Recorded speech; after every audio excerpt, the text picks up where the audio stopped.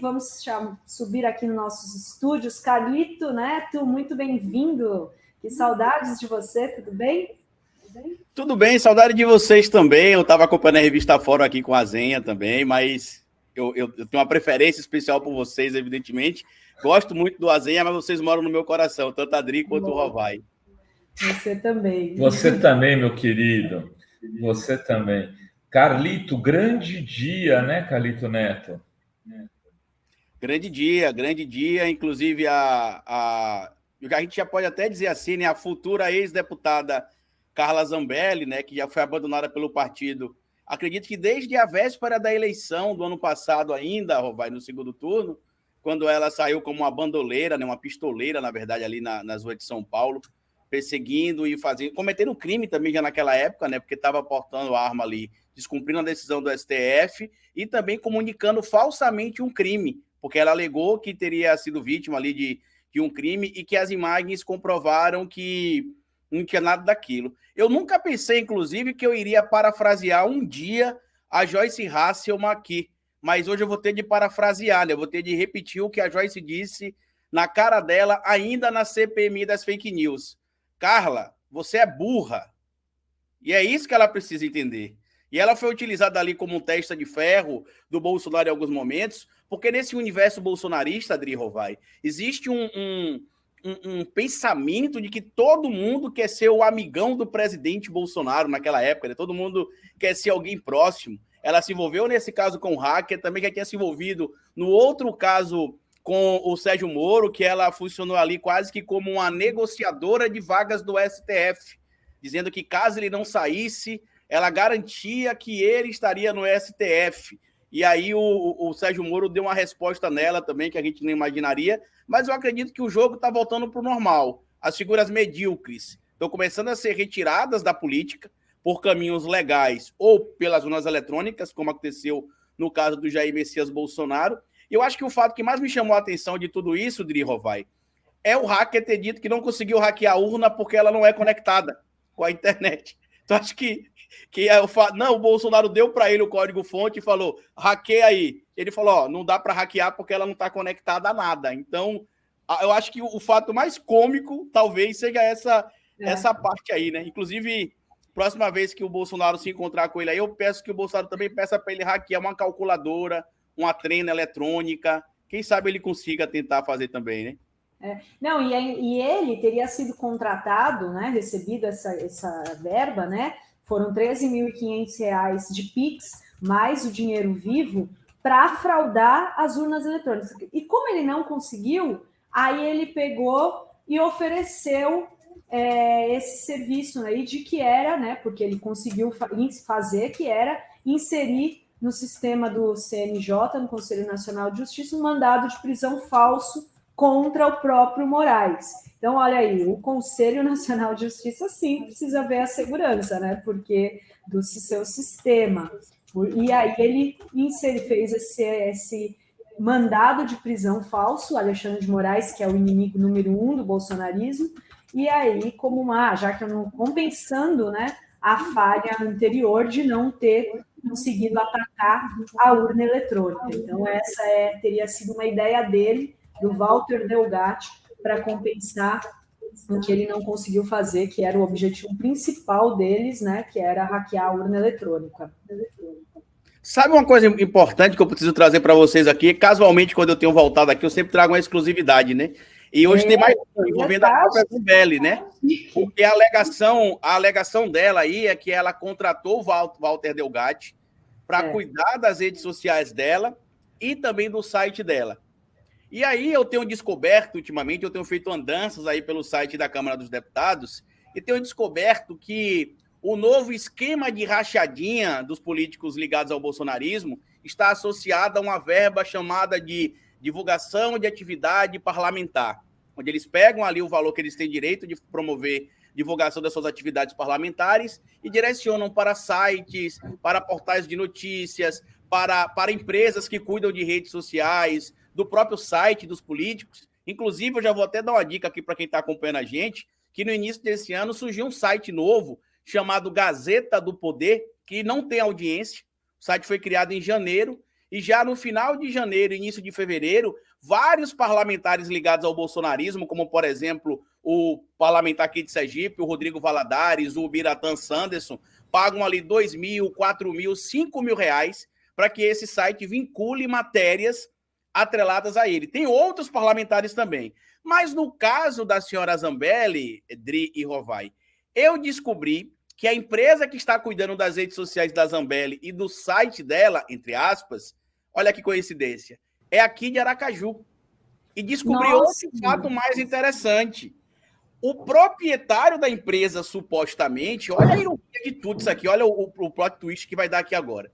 O proprietário dessa empresa, ou pelo menos o nome que está registrado a empresa está em nome dele, ele é especializado, inclusive pela Universidade Federal de Sergipe, em combate à lavagem de dinheiro. Inclusive deu várias palestras aqui em Aracaju, durante o período de combate ali, a Lava Jato e tudo mais, junto com a polícia local, para combater a lavagem de dinheiro. Então, você tem a possibilidade de ter um especialista em combate de lavagem de dinheiro, supostamente lavando o dinheiro da Carla Zambelli. Porque a própria empresa é uma confusão. Inicialmente, ela era uma empresa que trabalhava com bordados e camisas, depois mudou para atividade para a produção de marketing digital. Só que você entra no site, Rovai, o site não tem movimentação, você clica nos links para poder falar com o proprietário da empresa ou com alguém da empresa, não abre nada.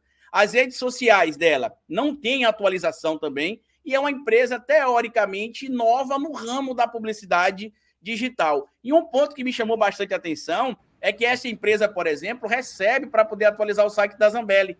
Só que o site da Zambelli tem quase 2 anos que não é atualizado.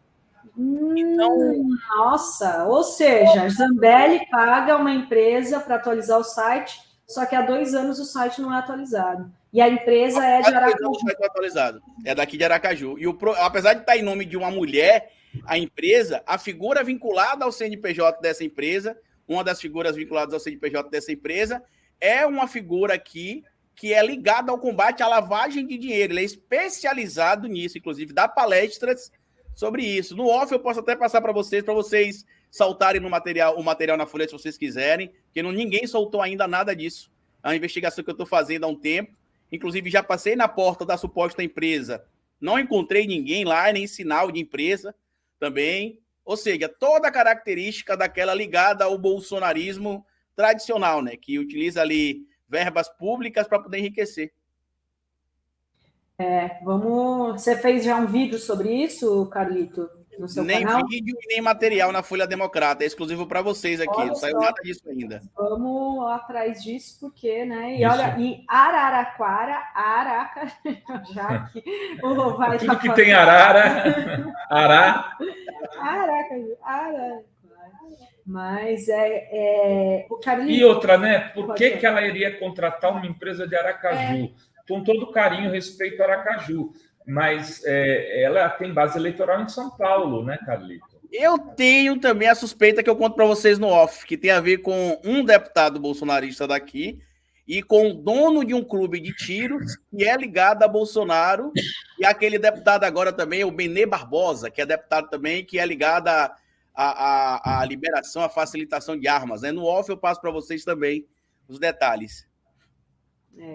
Ou seja, a situação está complicada para Zambelli, né? Zambelli que... E assim, em vários analistas, inclusive em direito eleitoral, tudo estão dando, porque ela tem várias ações já na justiça eleitoral, inclusive de abuso de poder político, abuso de poder econômico, que prevêem a cassação da Zambelli, né? E agora, com essa questão do hacker aí, é um crime, né? Ela tentou atentar, aí cometeu uma ilegalidade, né? E tem a materialidade, ela pagou no gabinete dela o Walter Delgado.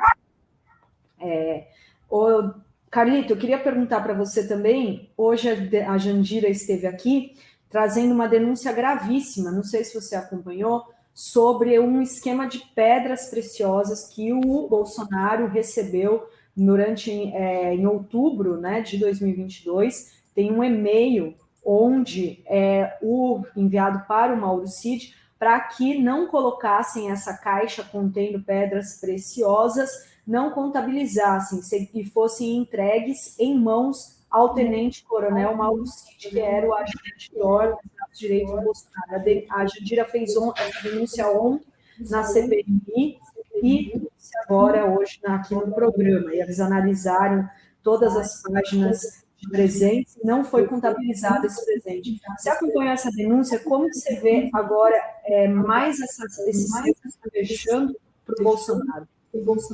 Acompanhei, sim. Inclusive, é importante a gente passar para a audiência que está acompanhando aqui a revista Fórum, que eu tenho visto muita gente até incomodada, né, pelo Bolsonaro ainda não estar preso. Ah, mas o Bolsonaro não foi preso ainda, por que não foi preso?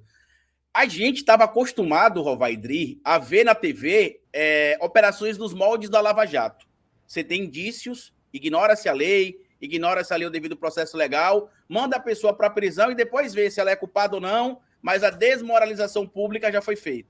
Isso aconteceu, inclusive, com o próprio Conselheiro, que acabou depois tirando a sua vida e agora se provou que ele não tinha cometido crime nenhum. Para quem não sabe que era o Conselheiro, ele era o reitor da Universidade Federal de Santa Catarina.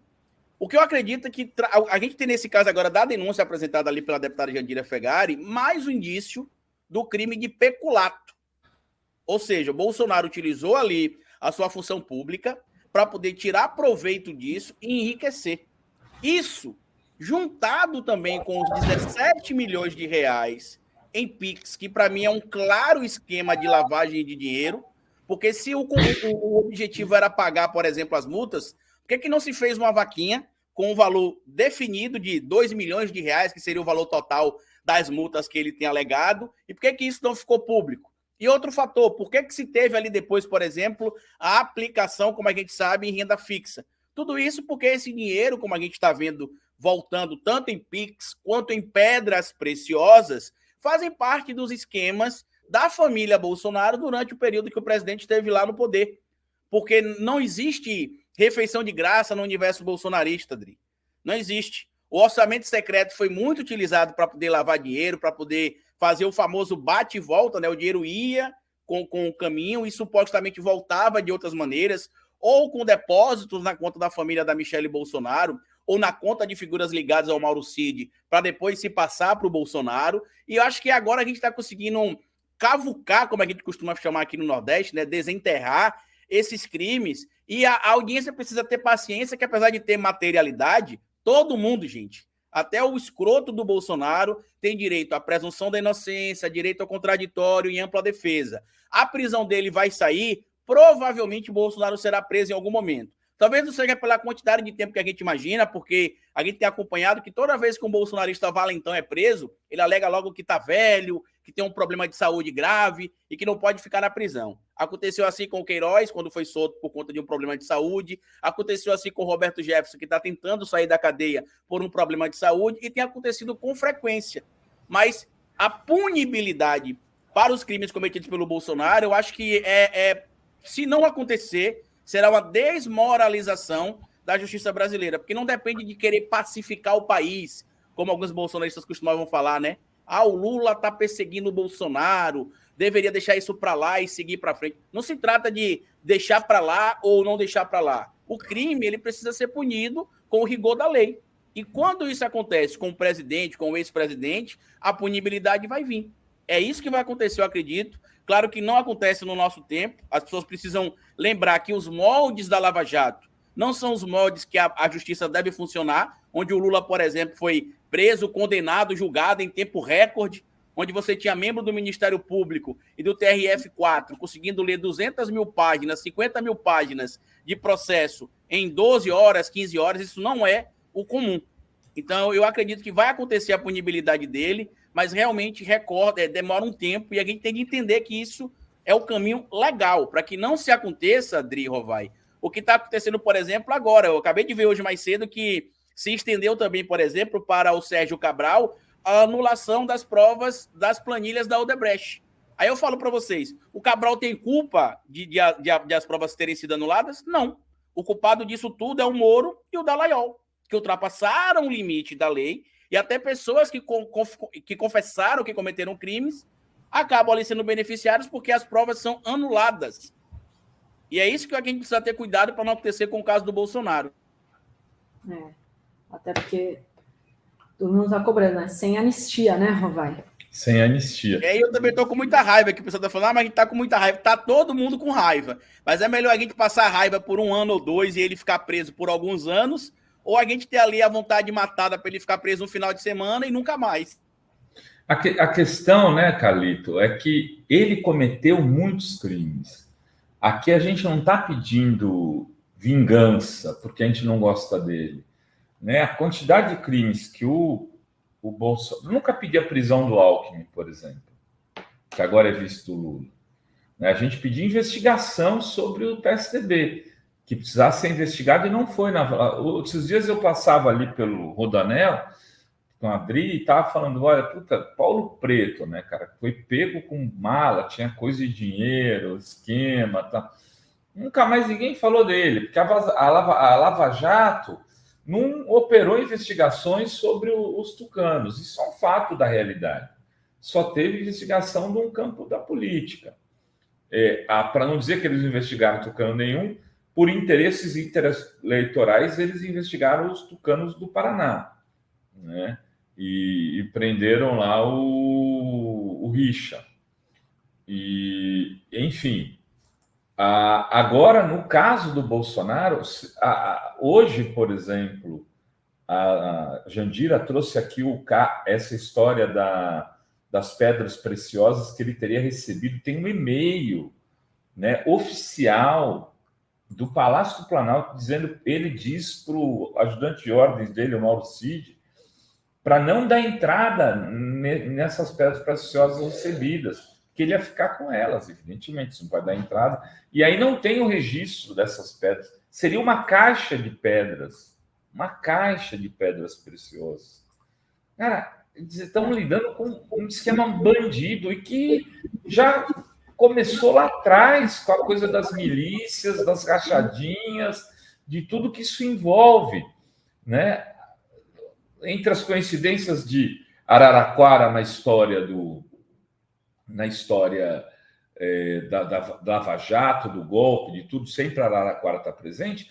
Por outro lado, sempre o condomínio da Barra da Tijuca lá do Bolsonaro, quando tem crime da Marielle, milícia, etc., sempre tem alguém de lá. Que estranho, né? E a casa, como a Zenha mostrou aqui outro dia no Fórum 11h30, a casa do sujeito lá que está preso, que matou a Marielle, Rony Lessa, é do lado da casa do Bolsonaro. É tudo essas coincidências que precisam ser investigadas e não foram. Não foram. Não teve investigação, entre outras coisas, porque o senhor Augusto Aras, que agora recebe apoio, inclusive de sites progressistas, para ser reconduzido o cara está fazendo um trabalho bom, deixa ele aí. Às vezes é melhor um cara desse do que outro. Alto lá! Perigosíssimo. Perigosíssimo. Ele enterrou todas as investigações, né, Carlito? Pegou e assim, eu fiz 2 materiais muito, modéstia à parte, muito bem pesquisados ali, do caso Marielle Franco, né? Eu fiz um videodoc aí de cerca de 1h10 e fiz outro de 40 minutos, onde a gente faz as conexões ali. A minha conclusão, para eu não ficar falando demais aqui, ser prolixo nesse caso, a minha conclusão é bem simples, Valvaidri. Eu não vi indícios, até o que se tem material hoje, do Bolsonaro como mandante do crime, ou da família Bolsonaro como mandante do crime. Pode ser que no decorrer das delações a gente tenha outras provas, mas de todas as delações que eu já analisei, dos depoimentos prestados também pelo Elcio Queiroz, pelo próprio Rony Lessa, porque você, apesar de ele se dizer inocente, você pega algumas coisas no depoimento ali e você vai conectando com outros materiais. As delações que a Júlia Lutufo, que é a viúva do Adriano da Nóbrega, tentou fazer junto ao Ministério Público do Rio de Janeiro e também a Polícia Civil, e que estranhamente não foram aceitas, e que agora algumas denúncias que ela apresentou na delação dela foram apresentadas pelo Elcio de Queiroz e a delação dele foi aceita, por exemplo. Para mim a organização é a seguinte, e por que todo esse esquema de proteção? A professora Jaqueline Muniz, que inclusive vai estar hoje às 19 horas lá na Folha Democrata, até convido vocês aqui também, ela falou uma coisa importante, né, que no Rio de Janeiro você não tem o Estado e o Estado paralelo. No Rio de Janeiro você tem um sincretismo entre o Estado oficial e o Estado criminoso infiltrado no Estado oficial. Tanto que quando a gente pega o organograma que eu fiz, Você tem, por exemplo, o Domingos Brazão, membro do TCE, Tribunal de Contas do Estado do Rio de Janeiro, como sendo o mentor intelectual do crime. Ele é irmão de um deputado do União Brasil chamado Chiquinho Brazão, que supostamente teria ali como seu testa de ferro o Cristiano Girão, que teria procurado o Maurição para poder conversar com o Adriano da Nóbrega para contratar uma pessoa para matar a Marielle em represália ao Freixo. Por quê, Carlito? Por causa da CPI da milícia em 2008 e 2009 ali? Não, apenas. Mas também por questões de impactos que o PSOL, o Freixo, geravam ali para o MDB do Rio de Janeiro. Sabe quem era muito forte, Rovai, na região ali do Domingos Brazão, Rio das Pedras ali, Gardenia Azul? O Eduardo Cunha. Era a figura que era campeão de votos ali nesta região. Então, para mim, quem mandou matar a Marielle, de acordo com o que a gente tem acompanhado nos indícios agora, seria o Cristiano Girão, né? Seria o cara que seria o testa de ferro, que teria buscado o Maurição. E olha as coincidências da vida, né? O Maurição seria o sócio do Adriano da Nóbrega em construções lá na Muzema, onde, segundo o Ministério Público, Flávio Bolsonaro depositava 40% que ele recolhia ali da rachadinha do gabinete dele. Quem mais atuava lá? Supostamente o Ronald, policial condecorado pelo Flávio Bolsonaro. O Adriano da Nóbrega, o Orelha, que é outro policial que foi condecorado pelo Flávio Bolsonaro, e o Ronald. E tudo isso aí se conecta, para mim, através da figura do Flávio Bolsonaro. Por que se teve toda essa rede de proteção para evitar que o crime da Marielle fosse desvendado? Porque o mundo inteiro, né, porque isso geraria um choque global, descobriria a ligação da família Bolsonaro com os negócios da milícia. Hoje, para mim, não resta dúvidas, claro que esse é o entendimento meu, de que o Bolsonaro, né, o membro da família Bolsonaro, que seria hoje o elo com a milícia, sem sombra de dúvida, seria o Flávio Bolsonaro. Inclusive, o enriquecimento dele nesses últimos anos aí seria uma prova de que ele não estaria ganhando dinheiro, Rovaidri, apenas como parlamentar ou apenas com o suposto investimento ali na Muzema, mas também com Gato Net, com transporte ilegal. E isso tudo seria descoberto. Porque a rede, para quem talvez não tenha acompanhado, é absurda. Você tem delegado da Polícia Federal, você tem delegado da Polícia Civil, que eu posso citar aqui, por exemplo, alguns nomes, né, que foram alguns presos e outros responsabilizados ali, como é o caso, por exemplo, do delegado ali, o Rivaldo Barbosa, que é apontado como tendo recebido R$400 mil para atrapalhar a investigação do caso Marielle. Você teve ali, por exemplo, o Marco Cipriano, pasmem, indicado pelo Cláudio Castro para ocupar um cargo de confiança no estado do Rio de Janeiro. E ali você também teve a Adriana Belém, que seria, em tese, a conexão entre Rony Lessa, junto com o Camilo, né, que seria outra figura ali também, o Marco Cipriano seria também um aliado ali do Rony Lessa, e todos esses envolvidos no esquema ali com o Rogério de Andrade, né, membro ali da família do Castor de Andrade, e tem um nome que a Júlia Loturfo citou, Rovaidri, que nunca deram muita relevância, que foi o Bernardo Belo, que agora a gente consegue descobrir, e eu mostrei isso no meu documentário também, que o Bernardo Belo foi segurança, quer dizer, teve como segurança, melhor dizendo, o Macalé, o Edmilson Macalé, e que morreu. E sabe o que é muito estranho essa história toda? Esse Macalé é o que foi assassinado na cadeia, né? Que teria se enforcado. Não, ele foi assassinado no meio da rua. No meio da rua. Segurando 2 gaiolas, né? É verdade, é verdade. Sabe quem mais foi assassinado também e que sabia muita coisa? O Batoré, que seria o braço direito do Adriano da Nóbrega. Outro que também foi assassinado foi 2 dias antes, inclusive, da operação, se não me falha a memória, da Operação Calígula, ou foi Intocáveis 2, no Rio de Janeiro, o Orelha. E por que a morte do Orelha chamou muita atenção? Porque quando o Adriano da Nóbrega morreu, segundo informações do ciclo ali da milícia, quem ficou responsável pelo espólio do Adriano da Nóbrega, de juntar tudo, organizar tudo, foi o Orelha. E teria sido o Orelha que teria levantado ali, que o Adriano da Nóbrega teria 300 casas. E, para mim, a conexão factual do clã Bolsonaro, em específico do Flávio, nessa questão, é que, segundo o Orelha, a única herdeira do Adriano da Nóbrega seria a Dona Vera, que seria a mãe dele. E por que seria a Dona Vera e ninguém mais? Porque a Dona Vera era a conexão que existia entre o Adriano da Nóbrega, o Queiroz e o Flávio Bolsonaro. Então, para mim, é por isso que não se descobriu ainda quem mandou, né, matar a Marielle Franco, apesar da gente já ter várias suspeitas. Porque a política e a polícia do Rio de Janeiro vai ser devassada quando as investigações avançarem um pouco mais. E fica aqui, inclusive, a pergunta, Rovai, até para o nosso queridíssimo ministro aí, Flávio Dino, será que o Estado aí brasileiro, através da figura do ministro Dino agora, terá força e coragem para entrar nesse vespeiro? Teria que ter, né? Teria que ter, né, Dri? Sim. E outra coisa também é o seu Jair, né? O porteiro lá do seu Jair. Por que ele mudou a versão, Carlito? Você chegou a abordar isso no documentário? Eu trouxe, Dri, eu não abordei muito, porque eu estou fazendo outro trabalho, porque assim, eu tenho visto muita gente falando muita coisa sobre o caso Marielle, mas a gente precisa ter responsabilidade por 2 pontos. Primeiro, envolve vidas, né? A gente teve ali a morte do Anderson Gomes e da Marielle, a tentativa de morte também da Fernanda, que era assessora da Marielle, e também tem a questão de que o nosso trabalho como meio de informação não é fazer o trabalho da polícia. A gente não tem de ir lá e falar, foi esse que matou, vai lá a polícia e prende. O nosso trabalho é investigar e apresentar o que a gente tem, e não atrapalhar o trabalho da polícia também. Mas sabe uma coisa que me chamou muita atenção, lendo o processo e vendo essa parte do porteiro? Primeiro, ele pode ter errado ali em ter dito que foi o seu Jair que atendeu a ligação. Mas como é que ele errou em escrever a casa 58 no caderno?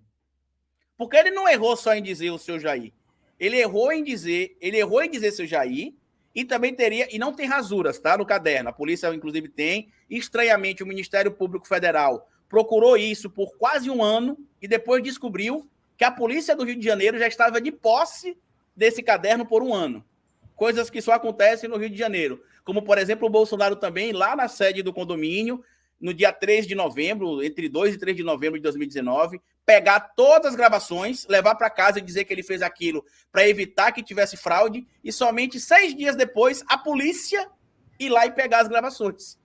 Né? Então, assim, eu acredito que o porteiro foi coagido, tanto que a gente precisa lembrar aqui que logo depois que o porteiro deu depoimento, o Sérgio Moro mandou abrir uma investigação contra o porteiro, e o porteiro, segundo algumas revistas aí, alguns portais, vive com medo e acuado, porque ele não está batendo de frente contra o sistema. Ele está batendo de frente contra o sistema corrupto do Rio de Janeiro, que envolve polícia, que envolve milícia, que no Rio de Janeiro é quase sincretismo, né? Tanto que você pegar os milicianos aí, todos que a gente está vendo preso, tudo é ou policial ou ex-policial e que atua ali na vida bandida.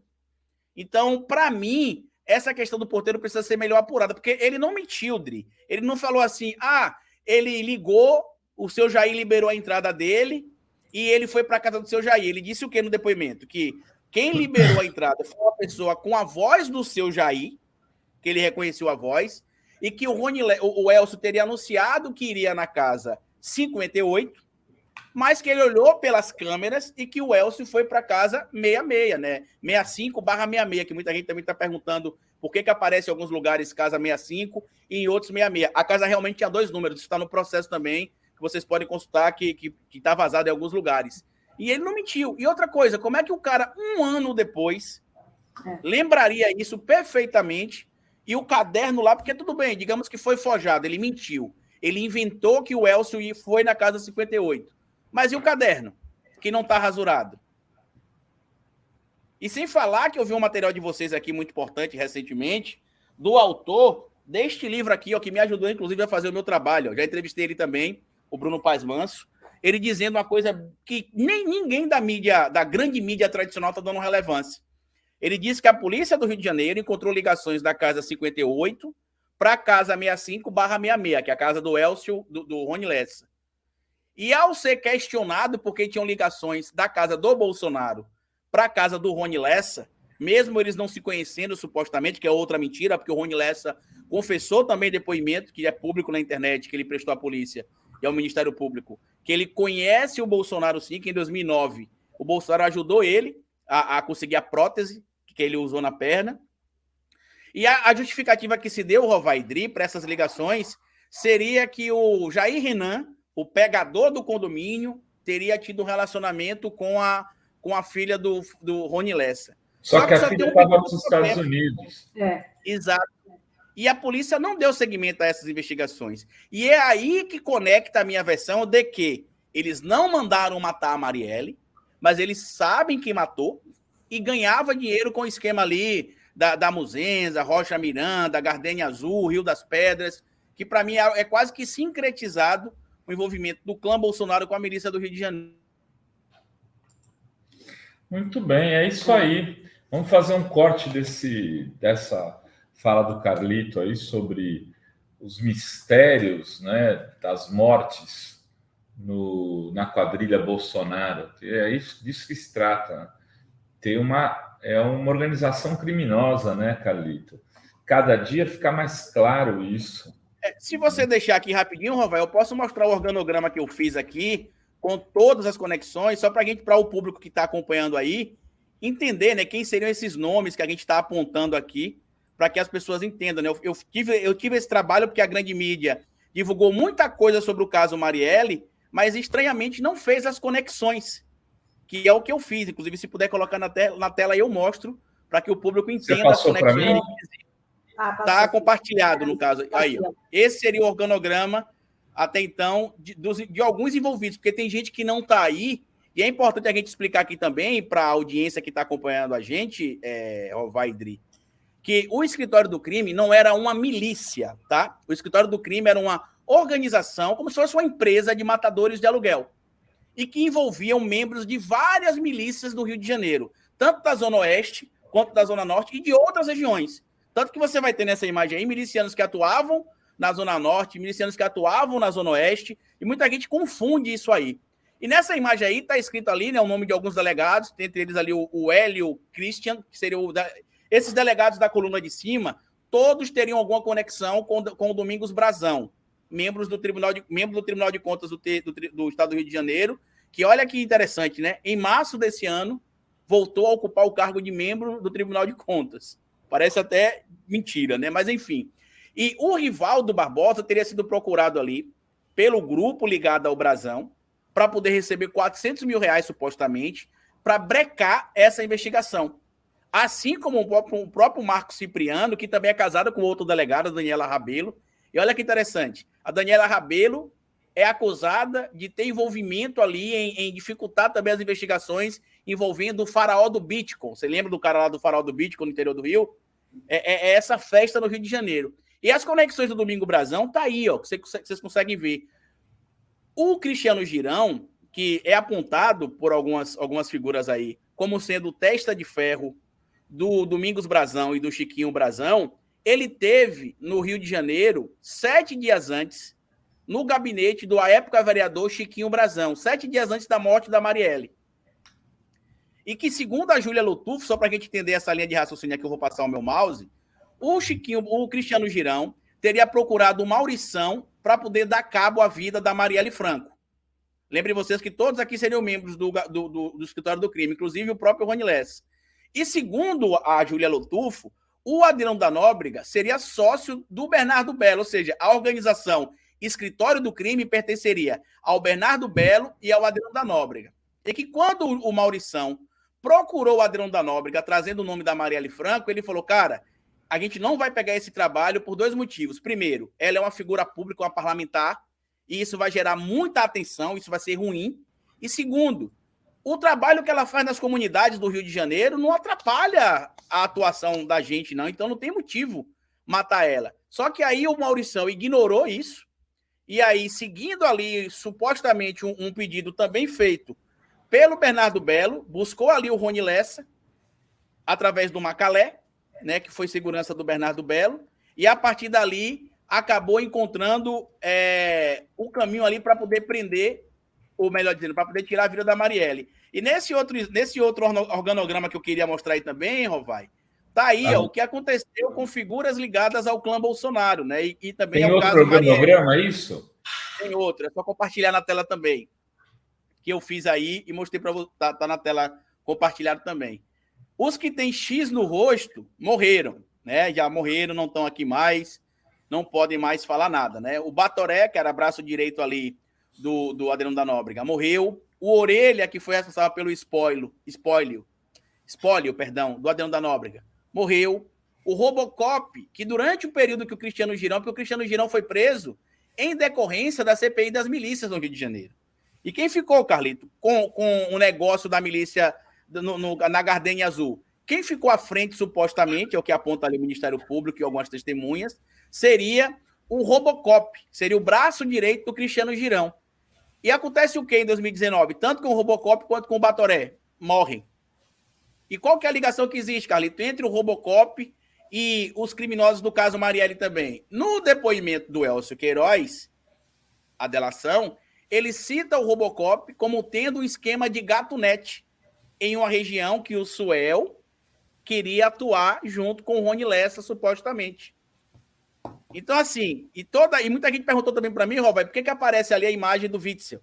Porque no depoimento prestado pela Júlia Lotufo, o Bernardo Belo teria buscado o Witzel para combinar ali uma ação para que o Witzel mandasse a Polícia do Rio executar o Adriano da Nóbrega na Bahia, porque aí o Bernardo Belo ficaria com os negócios do escritório do crime sozinho para ele. O Witzel passaria a imagem de que ele estaria combatendo o crime organizado no Rio de Janeiro, só que tem um pequeno problema que eu acho que o Witzel não sabia se realmente isso aconteceu. Era a conexão do clã Bolsonaro com essas figuras. Porque, por exemplo, aqui, ó, nesse outro slide aqui, só para a gente finalizar. Estas figuras aqui seriam todas ligadas ao Flávio Bolsonaro. E tem outros que eu nem coloquei aqui, tá? Mas desses aí que estão aí na tela, por exemplo, 3 foram homenageados pelo Flávio Bolsonaro. O Adriano da Nóbrega, morto. O Orelha, morto. O Ronald, vivo. Porém, segundo informações ali, inclusive do próprio Ministério Público, o celular do Ronald teve um sinal encontrado, supostamente, na região próxima da morte da Marielle. Inclusive, uma das linhas de investigação, Rovai, dá conta de que no primeiro plano que não deu certo, que seria esse primeiro plano aqui, ó, que seria executado pelo Suel, pelo Macalé e pelo Rony Lessa, que foi o que aconteceu no ano de 2017 ainda, que segundo o Elcio, o Macalé teria dado para trás, o Suel teria dado para trás ali, um grupo de policiais, ou de ex-policiais, né, porque mistura-se, tem policial e tem ex-policial, estaria fazendo ali a contenção para o Macalé, o Suel e o Rony Lessa. E entre esses policiais estariam, por exemplo, o Ronald, que é uma figura também, por mais uma dessas coincidências da vida, ligada ao clã Bolsonaro. Então, para mim, essas seriam as conexões hoje que existem aí até o momento. Tem mais coisas que eu não coloquei aí, porque, como eu disse, meu trabalho não é atrapalhar a investigação da polícia, né, é noticiar, mas eu acredito que é muito por esse caminho aí, Rovai. Parabéns, Carlito. Excelente. É um trabalho quase que de polícia técnica, né? O jornalismo investigativo, né? Juntando, colocando as figurinhas num organograma para que as pessoas entendam. E não tem sido feito isso. Eu vou pedir ao Carlito, se ele me permitir, que a gente use, acreditando a ele. Eu encaminho para vocês, se vocês quiserem também, sem problema nenhum. Uma matéria, entrevistando você e tudo, o pessoal pegando esse trecho, usando frases suas, para a gente publicar na Fórum, na Semanal e na Fórum no site, porque para mais gente poder conhecer esse teu trabalho e poder entender as conexões. Outro dia o Azenha fez aqui também alguma coisa com essas conexões. Isso vai contribuindo para consolidar uma compreensão daquilo que a gente vem falando há tanto tempo, né, Carlito? A gente fala, mas agora aqui, ó, estão as provas. Parabéns, Carlito. Você sabe que esse seu amigo... Aliás, aqui tem outro amigo teu mandando beijo, dizendo que te ama. O João Pedro das Mercedes, o nosso desenhista, falando aqui que muito obrigado, João Pedro. Inclusive, quero um desenho meu também, viu, João Pedro? Que eu vejo você fazer um desenho de todo mundo. Eu quero um desenho. É verdade. Cadê o desenho do Carlito, João Pedro? É isso aí. E acompanhem o Carlito lá no canal Historiador também, se inscrevam lá. E na Folha Democrática também. Viu, Dri? Exatamente. Inclusive, hoje, lá na Folha Democrata, a gente vai estar recebendo a professora Jaqueline Muniz, que inclusive participou, né, da confecção do relatório da CPI das milícias no Rio de Janeiro. E assim, ela é muito inteligente, ela manja muito essa questão da milícia e da polícia no Rio de Janeiro. E vai ser uma aula. Já deixo para vocês aqui esse convite para acompanhar lá. E também deixo aqui a sugestão, Robai, para vocês trazerem ela aqui também, quando possível, porque ela é incrível e ela entende muito dessa situação do Rio de Janeiro. É isso aí. Muito obrigada, Carlito. Uma ótima tarde para você. Bom trabalho. Salve, salve, meu irmão. Até Vindo a a São Paulo, próxima. avisa esse amigo aqui para a gente comer uma massa lá no Bexiga. Abração. Até mais. Tchau, gente. Boa tarde.